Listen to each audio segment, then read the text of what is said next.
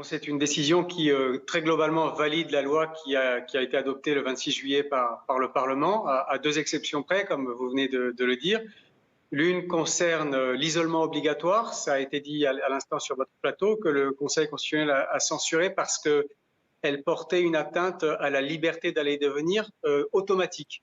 Or, les atteintes prolongées à la liberté d'aller et de venir doivent être décidées par le juge judiciaire et uniquement par le juge judiciaire en fonction de situations personnelles. Donc, le caractère automatique de la privation de la liberté d'aller et de venir a été censuré par le Conseil constitutionnel. Ce n'est pas nécessairement une mauvaise chose pour la raison que cet isolement automatique tel qu'il était prévu aurait peut-être empêché une partie de la population de se faire tester par crainte précisément de devoir rester chez elle. Ça aurait quand même fait 20 000 personnes positives, 20 000 tests positifs, 20 000 obligations de demeurer chez soi par jour. Donc ce point est censuré par le Conseil constitutionnel et est censuré également la rupture anticipée de contrats de travail à durée déterminée, parce que le Conseil constitutionnel a considéré que les contrats de travail à durée indéterminée ne pouvaient pas être rompus automatiquement et par conséquent, il y avait là une rupture du principe d'égalité de traitement entre salariés et ce point-là a fait l'objet d'une censure. Mais pour le reste, effectivement, comme vous venez de le dire, et en particulier pour